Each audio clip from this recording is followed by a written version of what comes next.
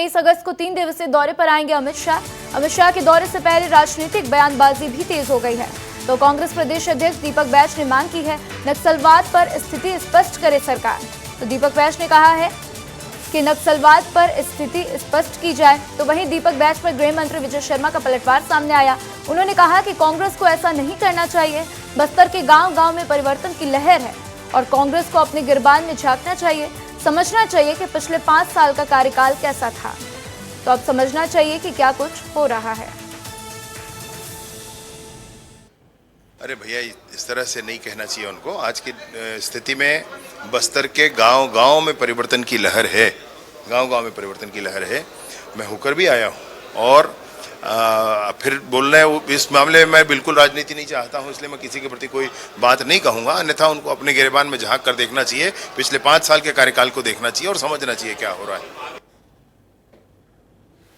तो आइए इस खबर पर ज्यादा जानकारी के लिए state bureau chief Mrigen Pandey मेरे साथ जुड़ चुके हैं, उनका रुख करते हैं। मृगेन जी, अमित शाह का दौरा है, बेहद महत्वपूर्ण है नक्सलवाद की नीति से भी देखा जाए तो, क्योंकि बार बार नक्सलवाद को खत्म करने की बात की जाती है। जब लोकसभा चुनाव था तब भी अमित शाह ने यही कहा था कि नक्सलवाद को जड़ से खत्म करना है और अब उनका दौरा बहुत ही महत्वपूर्ण। लेकिन दीपक बैज कह रहे हैं कि नक्सलवाद पर स्थिति स्पष्ट करे सरकार। आखिर कांग्रेस क्यों मांग कर रही है स्थिति स्पष्ट करने के लिए? इन्होंने गृह मंत्री ने जवाब भी दिया है, हालांकि पलटवार कहते हुए कह रहे हैं कि क्या कुछ स्थिति है वो तो साफ ही है।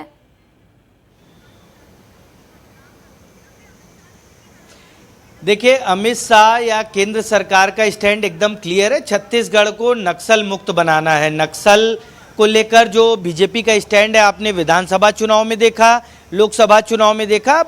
बीजेपी ने साफ कहा कि डबल इंजन की सरकार बनाइए, हम नक्सलवाद को मुक्त करेंगे, यहाँ से नक्सलियों का सफाया करेंगे। और पिछले 6 महीने में जिस तरीके से सरकार काम कर रही है, पुलिस फोर्स काम कर रहे हैं, नक्सलवाद पर बड़े पैमाने पर सफलता मिली है। बड़े बड़े नक्सली मारे जा रहे हैं। आत्मसमर्पण की नीति में भी बदलाव करने जा रही है। इसके साथ ही नक्सलियों से सरकार वार्ता कर रही है। इन सब चीज़ों के बीच पॉलिटिक्स जो है वो कांग्रेस सवाल कर रही है। कांग्रेस को ये सवाल करने से पहले जो सरकार का रुख है, सरकार का स्टैंड है, उस पर भी क्लियर देखना चाहिए। अभी जो अमित शाह का दौरा है, आप समझिए उसको कि लोकसभा चुनाव के बाद ये पहला दौरा है। 3 दिन अमित शाह रुकेंगे और सबसे महत्वपूर्ण जो बैठक होगी वो नक्सल अभियान को लेकर होगी। इंटर स्टेट कोऑर्डिनेशन कमेटी जो तेलंगाना, महाराष्ट्र, उड़ीसा और आंध्र प्रदेश के जो पुलिस के बड़े अधिकारी हैं वो भी आएंगे, इस पूरी बैठक में शामिल होंगे। और नक्सलियों के खिलाफ जो एक बड़ा अभियान है उसके बारे में एक विस्तार से रूपरेखा बनेगी और उसको आगे बढ़ाने की दिशा में सरकार काम करेगी। जी मृगेन जी, आगे उपचुनाव भी होने हैं, उसके ऊपर इसका कैसा असर पड़ सकता है?